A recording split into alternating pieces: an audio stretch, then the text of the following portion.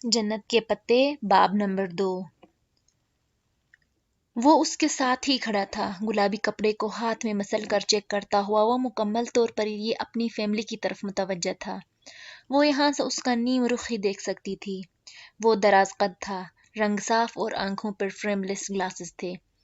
चेहरे पे मतानत और संजीदगी थी। जीन्स और जैकेट में मलबूस वो अच्छा खासा स्मार्ट नौजवान था। हया ने दोबारा उसके हाथ को देखा जिसमें उसने अपना कपड़ा पकड़ रखा था। उसी पल उसकी बहन ने वो कपड़ा नरमी से अपनी जानिब खींचा। गुलाबी रेशम उसकी हथेली से फिसल गया। अब उसकी उंगलियां सामने थी, जिनके ऊपरी पोरों की कुदरती लकीर पे भूरी सी लकीर पड़ी थी। उसे बेइख्तियार शीशे में आई वो उंगलियां याद आईं। बहुत एहतियात से उसने इधर उधर देखा। खदीजा कदरे फासले पे खड़ी डमी का लिबास देख रही थी। आसपास कोई उसका जानने वाला नहीं था। यकीनन वो यहाँ तमाशा कर सकती थी। पिंकी, उसने दानिस्ता करीब खड़े नौजवान की तरफ चेहरा करके बाआवाज़ बुलंद पुकारा। वो अपनी बहन की सिमत देख रहा था। उसने शायद सुना ही नहीं। अलबत्ता उसकी बहन हया को अपनी जानिब देखता पाकर कुछ बोलते बोलते रुकी थी। पिंकी, उसने जोरदार से पुकारा। कम उम्र लड़की ने नासमझी से उसे देखा। उसकी वालिदा भी बेटी की निगाह की ताक़ुब में उस तरफ देखने लगी थी। उन दोनों के यूं रुक कर हया को देखने के बाइस उस नौजवान ने गर्दन मोड़ी। हया ने देखा उसका चेहरा झुलसा हुआ था।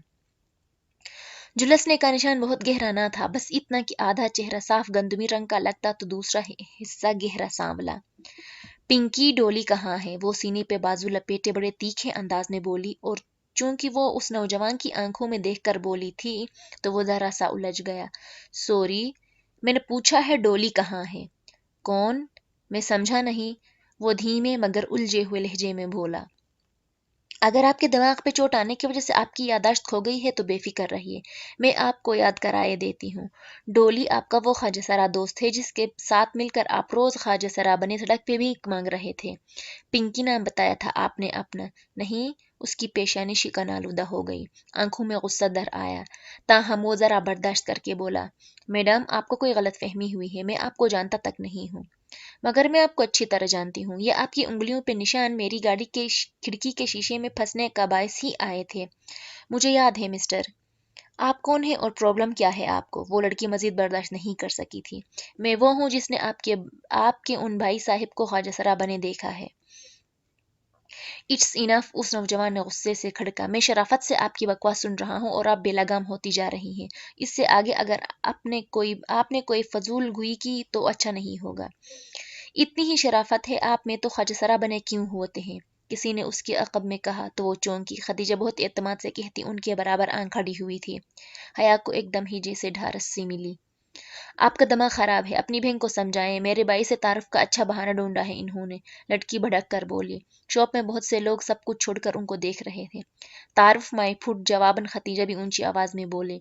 आपके भाई को मैंने भी ख्वाजा बना देखा है। मैं अभी 10 और लोग ला सकती हूँ जो इस बात की गवाही देंगे।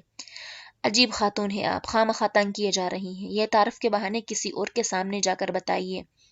सर, मैडम, शॉप का मैनेजर तेजी से उनकी तरफ आया। प्लीज आप इधर तमाशा ना करें, दूसरे कस्टमर्स डिस्टर्ब। ओह मेजर साहब। अब उसने उस नौजवान का चेहरा देखा तो शनासाई भरी हैरत से बोला, बहुत माजरत सर। आप मोहतरिमा। वो हया की तरफ मुड़ा। आप प्लीज शोर ना करें। अगर आपने खरीदारी नहीं करनी तो आप जा सकती हैं। हया के तलवों पे लगी सर पे भूजी। आप होते कौन है मुझे शॉप से निकालने वाले? अहमद भाई, चले हम ही चलते हैं। इनका तो दिमाग खराब है। लड़की ने खफगी से उसे देखते हुए कपड़ा फेंका और पलटी। वो नौजवान एक तनफ्फुर भरी निगाह उस पर डालकर अपनी माँ का शाना थामे दरवाजे की तरफ बढ़ गया। हया ने चौंक कर उसे देखा। अहमद भाई, मेजर साहब, तो क्या वो तौबा है आज कल की इन लड़कियों की? वालिदा साहब मुसलसल नापसंदीदगी से बड़बड़ाती निकल गईं।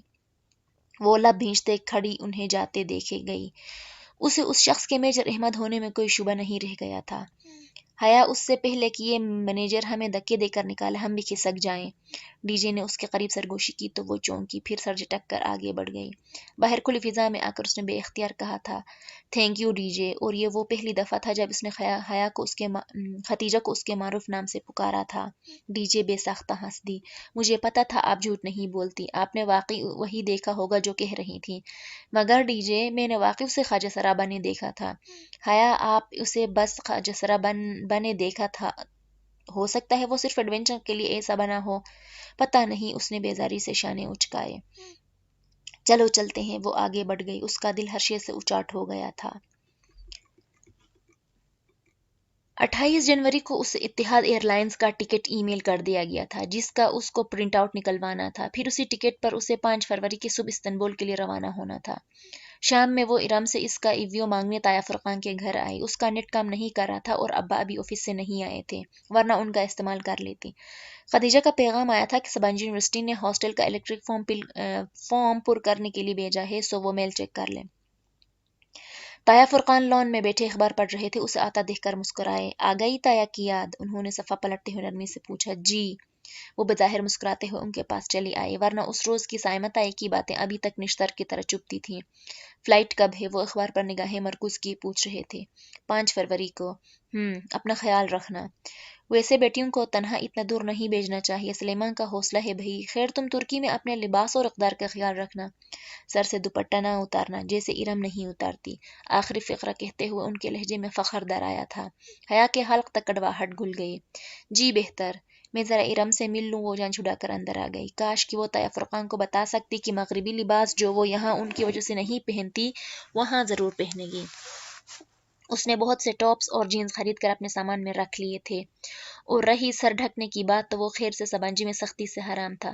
شکر ارم کمرے میں نہیں تھی۔ باتھ روم کا دروازہ بند تھا اور اندر سے پانی گرنے کی آواز آ رہی تھی۔ وہ بے دلی سے اس کی بیڈ پر بیٹھ گئی۔ ارم شاور لینے میں بہت دیر لگاتی تھی، سو مجبوراً اسے انتظار کرنا تھا۔ دفعتاً سیل فون کی گھنٹی بجی۔ حیا چونکی۔ ارم کا سیل فون اس کے ساتھ ہی تکیے پہ رکھا تھا۔ اس نے گردن جھکا کر دیکھا۔ سیل فون کی روشنی اسکرین پہ ایک نیا پیغام جگمگا رہا تھا، ساتھ ہی بھیجنے والے کا نام لکھا آ رہا تھا، حیا سلیمان۔ وہ بے یقینی سے فون کی اسکرین کو دیکھنے لگی۔ کیا کسی نے ارم کو اس کے نمبر سے پیغام بھیجا تھا، یا ارم نے کسی کا نمبر اس کے نام کے ساتھ محفوظ کر لیا تھا؟ حیا نے محتاط نگاہوں سے باتھ روم کے بند دروازے کو دیکھا اور فون پہ 1-2 بٹن دبائے۔ پیغام لمحے بھر کھل گیا۔ میں کال کر لوں؟ صبح سے بات نہیں ہوئی، اب مزید انتظار نہیں کر سکتا، یہ دل اتنا مضبوط نہیں ہے جان۔ رپلائی۔ اس نے جلدی سے پیغام مٹائے اور سیل فون واپس تکیے پر الٹا کر کے رکھ دیا۔ ایک لمحے میں اسے سب سمجھ میں آ گیا تھا۔ ارم طایا فرقان کی اسکارف لینے والی، سر ڈھکنے والی بیٹی، ایک عدد بوائے فرینڈ کی مالک تھی، جسے لوگوں سے چھپانے کے لیے اس نے حیا سلیمان کا نام دے رکھا تھا۔ تب ہی وہ اس رشتے پہ خوش نہیں تھی۔ حیا کو یاد آیا۔ وہ مزید بیٹھے بنا وہاں سے نکل آئی۔ ایویو اس نے طایا فرقان سے مانگ لیا، مگر جاتے جاتے ایک طنز و استہزاء بھری مسکراہٹ کے ساتھ ان کو ضرور دیکھا تھا۔ کاش وہ ارم کے حجاب کا پول کھول سکتی تو طایا کی شکل دیکھنے والی ہوتی۔ حجاب اوڑھنا یا نقاب کرنا کردار کی پختگی کی علامت نہیں ہوتی، اس نے بے اختیار سوچا تھا، اور تب وہ ایسا ہی سوچتی تھی۔ سبانجی یونیورسٹی نے اسے اس کے ہاسٹل کے متعلق ترجیحات جاننے کے لیے ایک سوال نامہ بھیجا تھا۔ لیپ ٹاپ گود میں رکھے وہ بیڈ پہ نیم دراز دلچسپی سے سوالات پڑھتی، صرف اپنا موڈ بہتر کرنے کے لیے ایک مضحکہ خیز جواب بھیجنے لگی۔ کیا آپ اپنے کسی ہم وطن ایکسچینج اسٹوڈنٹ کے ساتھ کمرہ شیئر کرنا چاہیں گے؟ بالکل بھی نہیں۔ اس کی انگلیاں تیزی سے لیپ ٹاپ کی کنجیوں پہ حرکت کر رہی تھی۔ کیا آپ اسموکنگ کرتی ہیں؟ بالکل کرتی ہوں۔ ڈرنک کرتی ہیں؟ وہ بھی کرتی ہوں۔ آپ کس قسم کی طبیعت کی مالک ہے؟ سخت جھگڑالو اور خونخوار۔ وہ مسکراہٹ دبائے جواب لکھ رہی تھی۔ جب صفحہ ختم ہوا تو اس نے نیکسٹ کو دبایا، سوچ رہی تھی کہ اگلے صفحے کے جوابات پر کر کے اس فارم کو منسوخ کر دے گی۔ اس فارم کو جمع کروانے کا اس کا قطعاً کوئی ارادہ نہ تھا، مگر جب نیکسٹ دبانے پہ اگلے صفحے کے بجائے فارم فل کرنے کا شکریہ، ہم آپ کا روم الاٹ کرتے وقت آپ کی دی گئی ترجیحات کا خیال رکھیں گے، لکھا آیا تو اس کی مسکراہٹ غائب ہو گئی۔ لعنت ہو تم سب پر۔ وہ جھنجھلا کر اٹھی اور لیپ ٹاپ ایک طرف رکھا۔ فارم سبانجی کو جا چکا تھا اور اس کا پہلا ہی تاثر کتنا برا پڑا ہوگا وہ جانتی تھی۔ اس کی پیکنگ ابھی نامکمل تھی۔ اس نے ایک نگاہ کھلے سوٹ کیس اور بکھری اشیاء پر ڈالی، پھر کچھ سوچ کر باہر آئی۔ لاؤنج خالی تھا۔ حیا نے ٹیلی فون اسٹینڈ پر رکھی ڈائری اٹھائی اور صفحے پلٹنے لگی۔ اس کے صفحے پہ 4 ستون میں سبین پھپھو کے گھر کا ایک پتہ اور ایک فون نمبر لکھا تھا۔ اس نے وہ صفحہ پھاڑا اور تہہ کر کے مٹھی میں دبا لیا۔ ایک دفعہ جہاں سکندر اسے مل جائے، پھر وہ ان بیتے ماہ و سال کا حساب ضرور لے گی۔ وہ واپس بیڈ پہ آ کر بیٹھی اور سامنے لیپ ٹاپ پہ کھلے پڑے میل باکس کو دیکھا۔ وہاں اب ایک نئی ای میل کا نشان جگمگا رہا تھا، national response centre for cyber crime. اس نے قدرے الجھ کر اس میل کو دیکھا اور کھولا۔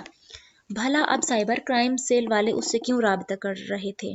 صفحہ کھل گیا اور وہ جیسے جیسے پڑھتی گئی اس کی آنکھیں حیرت سے پھیلتی گئیں۔ یہ ای میل سائبر کرائم سیل سے حیا کی اس میل کے جواب میں آئی تھی جو چند روز قبل اس نے بطور شکایت بھیجی تھی اور جس میں اس نے ویڈیو کا ذکر کیا تھا۔ اب اس کے جواب میں ہیلپ ڈیسک آفیسر نے اس کو ایک باقاعدہ کمپلیمنٹ فارم بھیجا جس کو بھرنے کے ساتھ ساتھ اسے اپنا فون نمبر، گھر کا پتہ، شناختی کارڈ وغیرہ لکھ کر بھیجنے تھے۔ یہ فارم ایف آئی آر کے مترادف تھا، سو تمام تفصیلات ضروری تھیں۔ وہ یکٹک اس فارم کو دیکھے گئی۔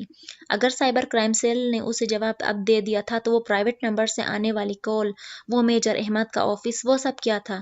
کیا اسے بیوقوف بنایا گیا تھا؟ کیا واقعی وہ اصلی میجر تھا یا؟ مگر پھر اس کے پاس اس ویڈیو کی مکمل طور پر انٹرنیٹ سے ہٹوانے کی طاقت اور اثر رسوخ کیسے آیا؟ وہ الجھتے ذہن کے ساتھ جلدی جواب ٹائپ کرنے لگی۔ اسے سائبر کرائم سیل کو مختصر الفاظ میں یہ یقین دہانی کروانی تھی کہ وہ ویڈیو اب ہٹ چکی ہے اور وہ اپنی شکایت واپس لے رہی ہے۔ اسے اب فوری طور پر ان خفیہ والوں سے پیچھا چھڑانا تھا۔ میل لکھ کر اس نے سینڈ کو دبایا اور پرسوچ نگاہوں سے اسکرین دیکھے گئی۔